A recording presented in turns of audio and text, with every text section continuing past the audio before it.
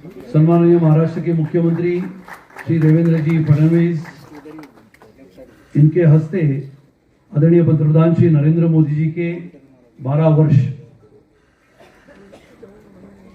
आदरणीय पंतप्रधान श्री नरेंद्र मोदीजींच्या नेतृत्वामध्ये भारताची प्रगती व समृद्ध वाटचाल होत असताना महाराष्ट्रामध्ये सुद्धा माननीय मुख्यमंत्री श्री देवेंद्रजी फडणवीस साहेबांच्या नेतृत्वामध्ये मेहनतीने परिश्रमाने केंद्राच्या अनेक योजना कार्यान्वित करून महाराष्ट्राला सुजलाम आणि सुफलाम करणार त्यांच्या संकल्पनेतून हे कॉफी टेबल बुक तयार झालं। ते महाराष्ट्राचे भारतीय जनता पक्षाचे अध्यक्ष माननीय रवींद्र चव्हाणजी, मंत्री मंगल प्रभात लोढाजी, मुंबईचे अध्यक्ष अमित साटमजी, आमदार निरंजन डावखरेजी, योगेश सागरजी, संजय कुटेजी, सुनील राणेजी, राजेश पांडेजी, समोर उपस्थित असलेले माध्यम क्षेत्रातील अनेक दिग्गज मान्यवर आणि उपस्थित सर्व भगिनी आणि बंधूंनो, मी रवींद्र चव्हाण साहेबांचं मनापासून अभिनंदन करेन की माननीय प्रधानमंत्री महोदयांना शपथ घेऊन उद्या 12 वर्ष पूर्ण होत आहेत। 26 मे 1914 2014 ला 26 मे 2014 ला जो आवाज आपण सर्वांनी ऐकला, मैं नरेंद्र दामोदर दास मोदी,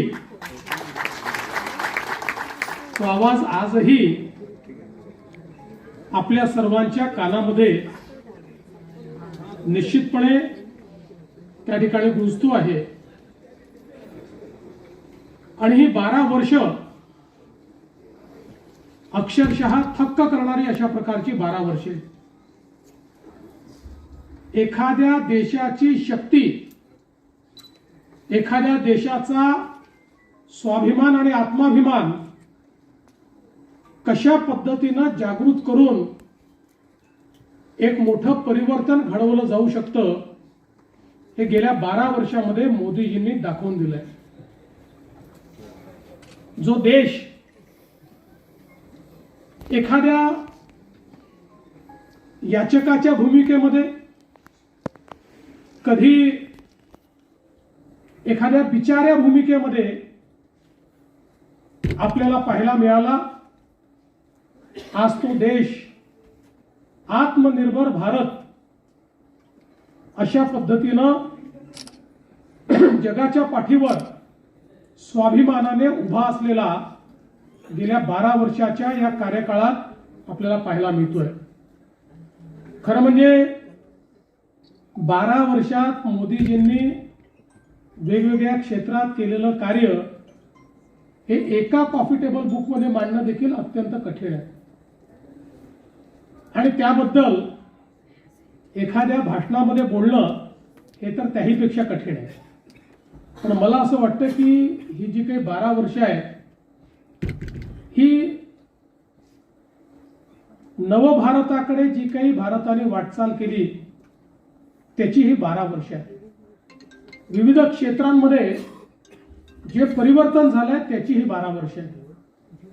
आणि या परिवर्तनामध्ये सगळ्यात महत्त्वाची वाटचाल जर आपण काही केली असेल तर या देशामध्ये मोदीजींच्या नेतृत्वात सामाजिक क्षेत्रामध्ये जे विविध कार्यक्रम झाले, मग त्यामध्ये गरीबाला घर देणं असो, गरीबाला शौचालय देणं असो, गरीबाला गॅस देणं असो, गरीब लक्षित, गरीब केंद्रित अशा प्रकारचा जो अजेंडा या ठिकाणी मोदीजींनी चालवला, त्या अजेंड्याला प्रतिसाद किंवा त्याचा परिणाम हा आपल्याला युनायटेड नेशन्सनी ज्यावेळी अहवाल प्रकाशित केला आणि या गोष्टीला मान्यता दिली की 10 वर्षामध्ये भारताने 25 कोटी लोकांना गरिबीपासून बाहेर काढलेला आहे,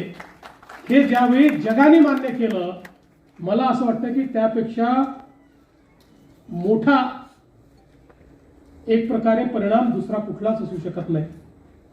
25 कोटी लोक जे गरिबी आणि एक्स्ट्रीम पॉवर्टीमध्ये होते, तीव्र गरिबीत होते, ते गरिबी रेषेच्या वर आले. हे 10 वर्षात करणं जगातल्या कुठल्याही देशाला संभव झालं नाही. ते मोदीजींच्या गरीब कल्याणाच्या अजेंड्याने करून दाखवलं. विविध क्षेत्रांमध्ये ज्या प्रकारे मोदीजींनी या देशाचा पायवा रचला, आता याच्या पुढे सातत्याने त्याच्यावरच्या इमारतीवर मजलेच चढणार आहे. आपण पुढेच जाणार, कारण इतका भक्कम पाया मोदीजींनी रचलेला आहे की आता पाठीमागे जाण्याचं काहीच कारण नाही.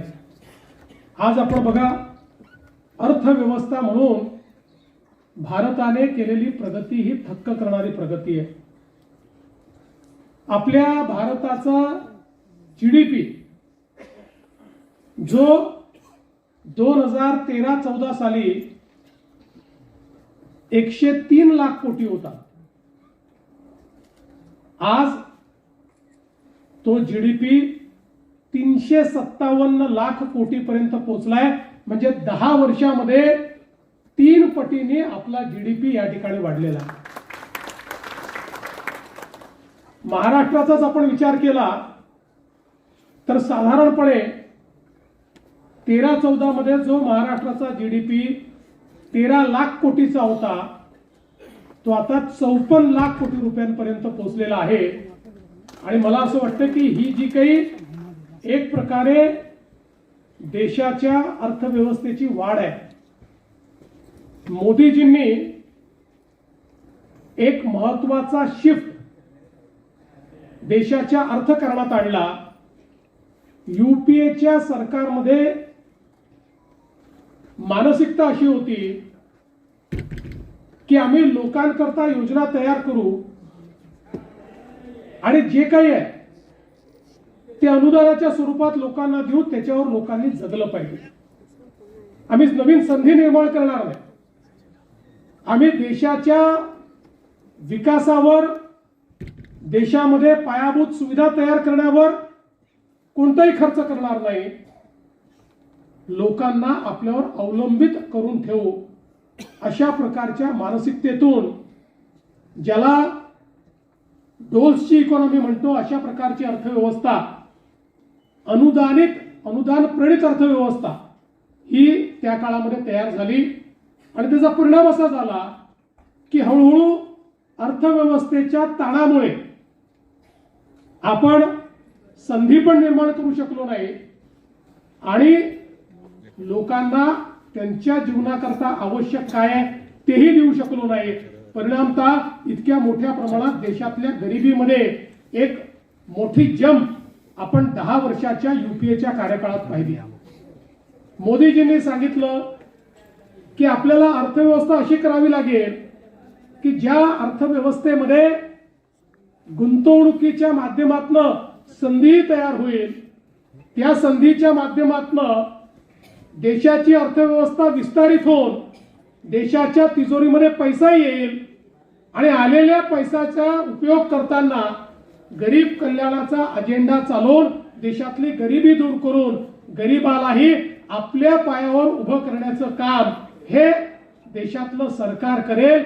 अशा प्रकारचे एक आर्थिक नवीन विचार, जो अंत्योदयाचा विचार आहे, जो दीनदयालजींचा विचार आहे, हा विचार या ठिकाणी मांडण्याचं काम, आणि केवळ मांडण्याचं नाही तर ते प्रत्यक्षात आणण्याचं काम हे मोदीजींनी या ठिकाणी करून दाखवलं. आज आपण पाहतोय की अर्थव्यवस्थेच्या क्षेत्रामध्ये ही जी काही वाढ आहे, आज जगातली 4थी सर्वात मोठी अर्थव्यवस्था आपण झालो, लवकरच 3री मोठी अर्थव्यवस्था होऊ. हा जो काही विस्तार आहे हा केवळ घोषणांनी झालेला नाही, त्याच्या पाठीमागे एक मोठी विस्तृत स्ट्रॅटेजी, त्याच्या पाठीमागे विकासाचा अजेंडा हा मोदीजींनी उभा केला. आणि मग इन्फ्रास्ट्रक्चरचं सेक्टर असेल तर इन्फ्रास्ट्रक्चरमध्ये मोदीजींनी भारतमाला असेल किंवा त्या ठिकाणी वेगवेगळ्या प्रकारचे प्रोजेक्ट्स असतील, यातनं सागरमाला आणि भारतमालाच्या माध्यमातून देशामध्ये रोडचं एक मोठं नेटवर्क उभं केलं आणि इतक्या मोठ्या प्रमाणात देशामध्ये दळणवळणाची साधनं उभी केली. रोड्स आणि ब्रिजेस आणि टनेल्स याच्या माध्यमातून एक इन्फ्रास्ट्रक्चरचा इतका मोठा कार्यक्रम आपल्या देशाने हातात घेतला आणि गतिशक्ती प्लॅटफॉर्मच्या माध्यमातून देशामध्ये लॉजिस्टिकची कॉस्ट कशी कमी करता येईल हा पहिला प्रयत्न त्यांनी हातामध्ये घेतला. आपल्याला जर विकसित अर्थव्यवस्थेकडे जायचं असेल तर लॉजिस्टिकची कॉस्ट या देशामध्ये 16% होती, ती 8% आल्याशिवाय आपण जगातल्या देशांची स्पर्धा करू शकत नाही. आणि म्हणून रोड, पोर्ट, एअरपोर्ट, रेल्वे या सगळ्या इन्फ्रास्ट्रक्चरमध्ये गुणात्मक आणि संख्यात्मक बदल आणण्याचं काम हे मोदीजींनी करून दाखवलं. आणि आज आपण पाहतोय आता 16%वरनं आपण 11% आलो. हळूहळू 8%वर ज्यावेळेस आपण जाऊ त्यावेळी जगाच्या सप्लाय चेनमध्ये एक महत्वाची भूमिका हा भारत या ठिकाणी निभवेल. किंबहुना चीनशी स्पर्धा करताना आपला सगळ्यात मोठा बॉटलनेक हा लॉजिस्टिक कॉस्टचा होता, तो हळूहळू संपतोय आणि तो 8%वर आल्यानंतर जगामध्ये सप्लाय चेन रिप्लेसमेंट हे जे चाललेलं आहे त्यात सगळ्यात महत्वाचा प्लेयर हा भारत असेल. आपल्याला माहिती आहे सीमावर्ती क्षेत्रामध्ये, काश्मीर सारख्या भागामध्ये, नॉर्थ ईस्ट मध्ये जिथे लोकांनी रस्ताही पाहिला नव्हता, रेल्वेही पाहिली नव्हती, तिथे रस्तेही पोहोचले, रेल्वेही पोहोचली. किंबहुना मी ज्यावेळेस लडाखला गेलो होतो आणि तिथल्या नॉर्दर्न कमांडच्या कमांडिंग ऑफिसरशी चर्चा करत होतो त्यावेळी त्यांनी सांगितलं दोन सरकारमधला विचार करण्याच्या पद्धतीतली भिन्नता काय आहे. तर म्हणाले जुन्या काळातल्या सरकारला युपीएच्या आम्ही सांगत होतो की चायनाने बॉर्डर पर्यंत इन्फ्रास्ट्रक्चर आणलेलं आहे. चायनाच्या सोबत वॉर झाला तर त्यांची मुवमेंट जी आहे, लॉजिस्टिक मुवमेंट ही ते 24 तासात करू शकतात, 48 तासात करू शकतात. आम्हाला मात्र 7-8 दिवस लागतील कारण आपलं बॉर्डर इन्फ्रास्ट्रक्चर तयार नाहीये. त्यामुळे युपीएचं सरकार म्हणायचं की आपण जर ते केलं तर चीनला त्याचा फायदा मिळेल. आता चीनला आपल्या देशामध्ये एंट्री करून आपल्या देशात येण्याकरता रस्तेच नाहीत, ते तर बॉर्डर पर्यंतच रस्ते घेऊन आले आहेत. आपण रस्ते केले तर त्याचा फायदा चीन घेईल आणि म्हणून रस्ते करायचे नाहीत असा निर्णय त्या सरकारने केले होता. ते म्हणाले आताच्या सरकारने ज्या प्रकारे बॉर्डर इन्फ्रास्ट्रक्चर तयार केलाय चीनला तरी 24 तास लागतील, भारत 12 तासामध्ये त्या ठिकाणी मोबिलायझेशन करू शकतो. अशा प्रकारचं काम आज भारताने केलेलं आहे. आणि म्हणून एकीकडे इन्फ्रास्ट्रक्चर बॉटलनेक्स दूर केले. आज वाढवण सारखं बंदर जे आपण तयार करतोय, देशातलं सगळ्यात मोठं बंदर जेएनपीटी देशाचा 60-65% कंटेनर ट्रॅफिक जे हँडल करतं, हे जेएनपीटीचं देशातलं सगळ्यात मोठं बंदर जगातल्या पहिल्या 30 बंदरांमध्ये देखील येत नाही. आजही आपण बघा जगामध्ये आर्थिक सुपर पॉवर तेच आहेत ज्यांच्याकडे मॅरीटाईम पॉवर आहे. सामुद्रिक व्यापार हा ज्यांच्याकडे आहे तेच जगावर आजही इकॉनॉमिकली राज्य करतायत. आणि मोदीजींनी ओळखलं आणि 1992 साली ज्या वाढवण पोर्टची फाईल बंद करण्यात आली होती, हा पोर्ट बनू शकत नाही. आपलं सरकार आल्यानंतर आपण ती फाईल उघडली, त्या संदर्भातले बॉटलनेक दूर केले आणि माननीय मोदीजींनी त्या ठिकाणी देशातला सगळ्यात मोठा पोर्ट, जेएनपीटी पेक्षा 3 पट मोठा पोर्ट आणि ज्या दिवशी तयार होईल त्या दिवशी जगातल्या पहिल्या 10 पोर्ट मधला पोर्ट अशा पद्धतीनं वाढवणचं बंदर हे आपण तयार करतोय. एकटं वाढवणचं बंदर मॅरीटाईम पॉवर म्हणून 30 वर्ष आपल्याला पुढे नेणार आहे, अशा पद्धतीचं काम आज इन्फ्रास्ट्रक्चरच्या क्षेत्रात होत आहे. आपण बघतोय रेल्वे बदललेली आहे. मी परवा वंदे भारत ट्रेननी शिर्डीला गेलो. जगातल्या अनेक ट्रेन्समध्ये मी देखील बसलेलो आहे.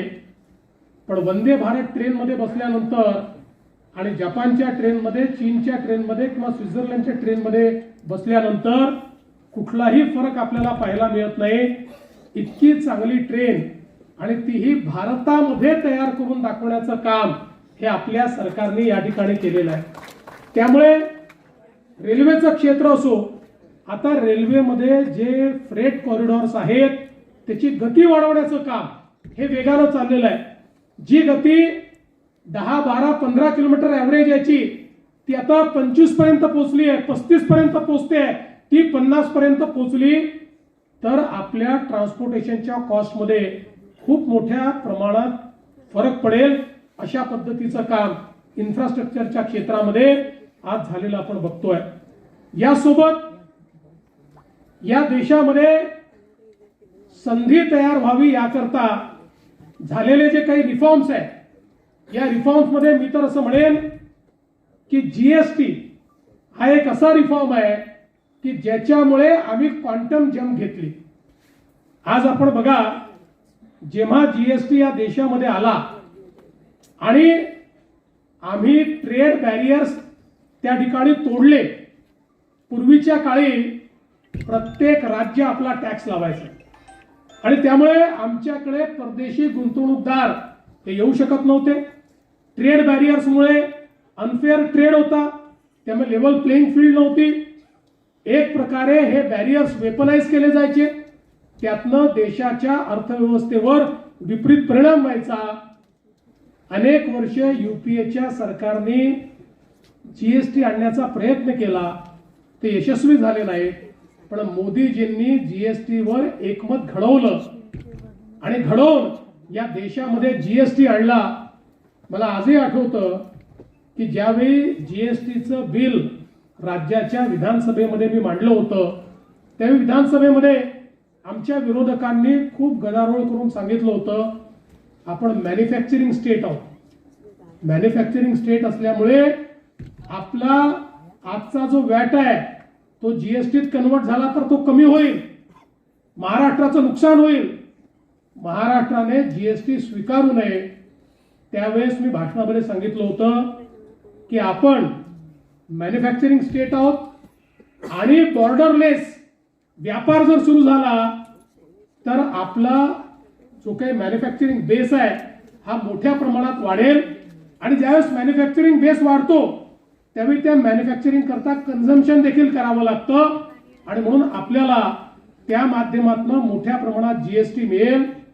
आज आपण बघा, 2017, 18, 16, 17 जेव्हा आपला वॅट गेला आणि जीएसटी आला त्यावेळी महाराष्ट्राचं हायेस्ट कलेक्शन हे 75,000 कोटी रुपये होतं, जे मागच्या वर्षी 2,75,000 कोटी रुपये झालं. आणि आत्ताच परवा आपण बघितलं असेल की जीएसटीचे आकडे घोषित झाले.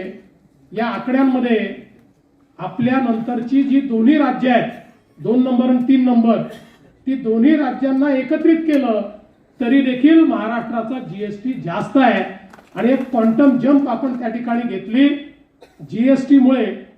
आणि सगळ्यात महत्वाचं की त्या काळामध्ये सगळे असं म्हणायचे की जीएसटी फेल होणार आणि त्याचं कारण ते सांगायचे. 20-25 देशाचा त्या ठिकाणी अनुभव सांगितला जायचा, या देशात फेल झाला, त्या देशात फेल झाला. पण मोदीजींनी जीएसटी तयार करताना या देशातली सगळ्यात मोठी क्रांती जर काही केली असेल तर जीएसटीएनचं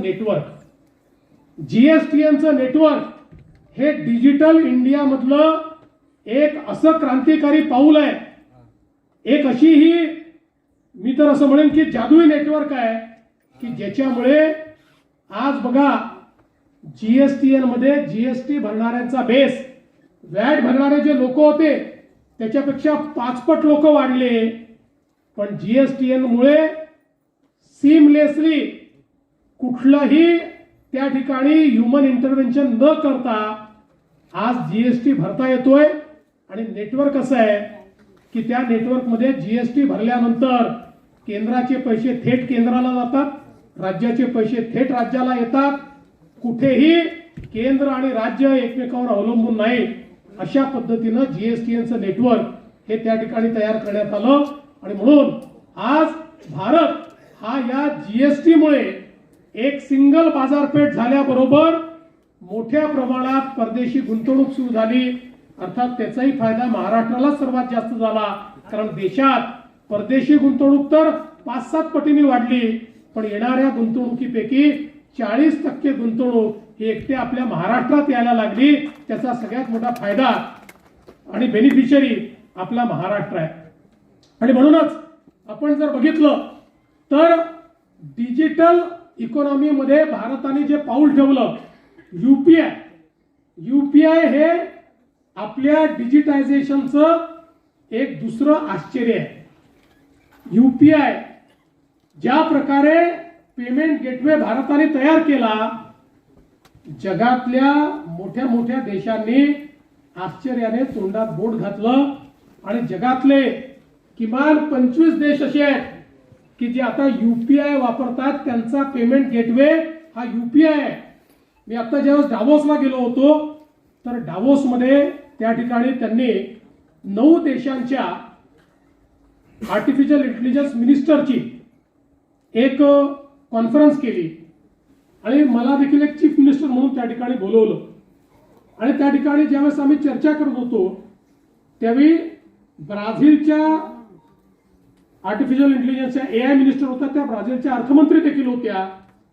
त्यांनी त्या ठिकाणी सांगितलं की आता आम्ही कंप्लीट डिजिटल अशा पद्धतीच्या इकॉनॉमीकडे चाललो आहोत. आणि या डिजिटल इकॉनॉमीमध्ये जात असताना आम्ही भारताचा यूपीआय स्वीकारलाय आणि त्याच्यामुळे आमची डिजिटल इकॉनॉमी चांगल्या पद्धतीनं प्रोसेड होते. त्यावेळी मला इतका अभिमान वाटला की आपल्या मोदीजींनी एक अशी गोष्ट तयार केली की ब्राझील सारखा देश, जगातले मोठे मोठे देश हे या ठिकाणी आज आपला यूपीआय स्वीकारतायत. आणि याच्यामुळे आपल्या देशातल्या डिलिव्हरी सिस्टीम मध्ये आपल्याला कल्पना आहे, राजीव गांधी म्हणाले होते 1 रुपया दिल्लीतनं पाठवतो तर केवळ 15 पैसे शेवटच्या माणसापर्यंत पोहोचतात. कारण आपली डिलिव्हरी सिस्टीम अशी होती जी व्यक्ती केंद्रित नव्हती, ती त्या ठिकाणी जी व्यवस्था आहे ती व्यवस्था केंद्रित होती. व्यवस्थेतल्या प्रत्येक माणसाला त्यातनं आपला शेअर काढून घेता येत होता आणि त्यामुळे शेवटच्या माणसाला 15 पैसेच मिळायचे.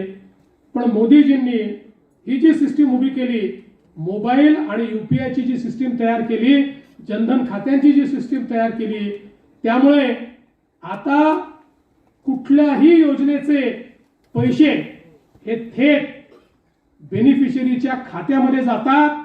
आता आपल्याला हे ऐकायला मिळत नाही की तहसीलदाराने पैसा रोखला, तलाठ्याने आमचे पैसे खाऊन टाकले, कुठल्या तरी इंजिनियरने आमचे पैसे मारून टाकले.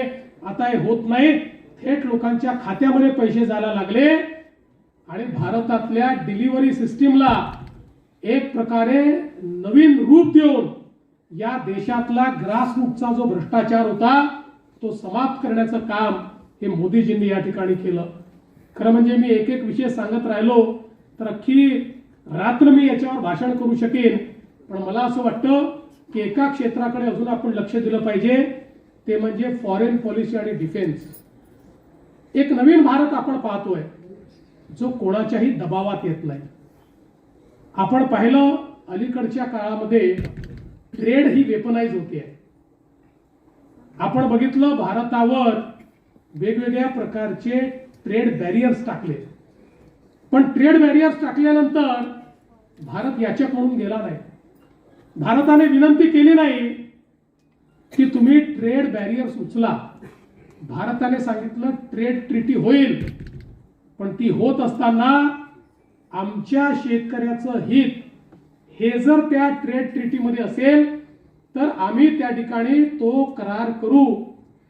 आणि शेवटपर्यंत भारताने कणखर भूमिका घेतल्यामुळे आज आपण पाहतोय अमेरिकेसोबतही आपला करार झाला, तर आपण आपल्या शेतकऱ्याला त्या करारातनं बाहेर ठेवलं. अमेरिकेमधला सबसिडाइज माल हा भारतामध्ये बॅरियर फ्री येऊ शकत नाही, अशा पद्धतीनं त्या ठिकाणी त्या करारामध्ये आपण नमूद केलं आणि आपल्या शेतकऱ्यांना आज त्या ठिकाणी इन्सुलेट करण्याचं काम केलं. आज स्थिती अशी आहे की आपण इतकं महत्वाचं मार्केट झालो आहोत की याच्यामध्ये युरोपने आपल्याशी FTA केला. आता भारत आणि युरोप हे असे पार्टनर्स आहेत की ज्यांच्यामध्ये व्यापार करार झाल्यामुळे बॅरियरलेस भारताला आपल्या वस्तू युरोपच्या मार्केटमध्ये पाठवता येतात. आणि आपण आता अशा स्थितीत आहोत की अनेक देशांसोबत आपला व्यापार ट्रेड सरप्लस आहे. आपण ट्रेड डेफिसिटमध्ये नाही आहोत. अनेक महत्वाच्या राष्ट्रांसोबत आपण त्यांना जास्त निर्यात करतो आणि त्यांच्याकडनं कमी आयात करतो. अशा पद्धतीनं आज आपली रचना झाली आहे. ऑस्ट्रेलियासोबत आपण FTA केला. वेगवेगळ्या देशांसोबत हा FTA केल्यामुळे आता एक मोठी बृहद अशा प्रकारची बाजारपेठ आपल्या टर्म्सवर, भारताच्या टर्म्सवर भारताला मिळाली. आणि प्रत्येक युद्धजन्य परिस्थितीमध्ये भारताने आपली भूमिका ठामपणे मांडली. कोणाचीही बाजू न घेता भारताने त्या ठिकाणी आपली कणखर भूमिका मांडत असताना जगात आता अशी पोझिशन करून ठेवली आहे की जगातले सगळे जे लीडर्स आहेत हे असं म्हणतात की आम्हाला भारतासोबत मैत्री ठेवायची आहे. कालच आपण ट्रम्प यांचं भाषण ऐकलं असेल. ते म्हणाले भारत आमचा मित्र आहे, भारताला जे पाहिजे ते देण्याकरता आम्ही तयार आहोत. जगामध्ये अमेरिका असो, रशिया असो, युरोप असो, अगदी ज्यांचे युद्ध चालले आहेत ते रशिया आणि युक्रेन असो किंवा अमेरिका, इस्रायल आणि इराण असो, हा प्रत्येक देश म्हणतो आमचा विश्वास भारतावर आहे, आमची मैत्री भारताशी आहे.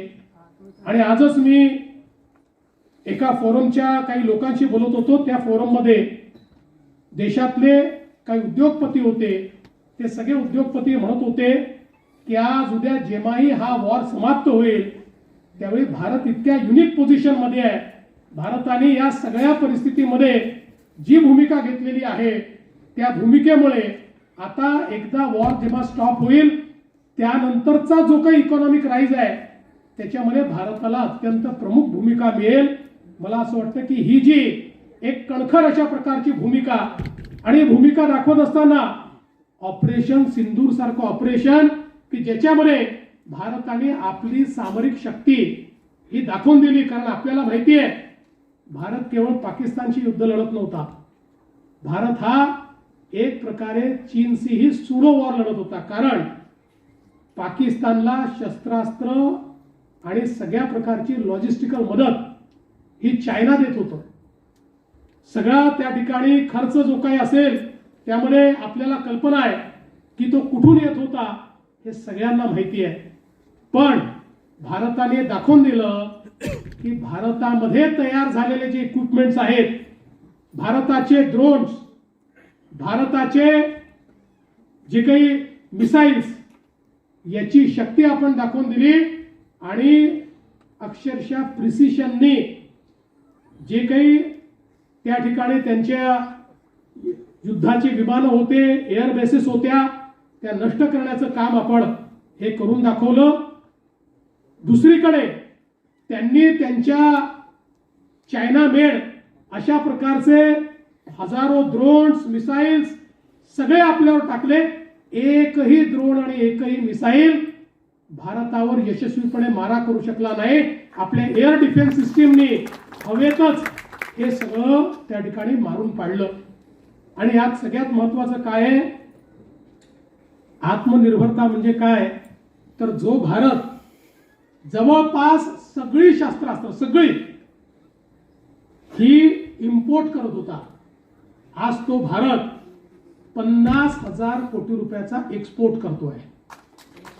आणि कालच माननीय देशाचे रक्षा मंत्री यांच्यासोबत शिर्डीमध्ये एका युनिटचं आम्ही उद्घाटन केलं. निबे इंडस्ट्रीजच्या मोठं युनिट आहे. जवळजवळ त्या ठिकाणी अर्ध्या किलोमीटरचे 9 शेड्स आहेत, ज्या ठिकाणी मिसाईल्स बनतायत, शेल्स बनतायत, आणि त्या ठिकाणी निबेंनी सांगितलं की 365 दिवस भारताला युद्ध लढावं लागलं तरी जो दारुगोळा लागेल तो करण्याची कॅपॅसिटी आमची आहे.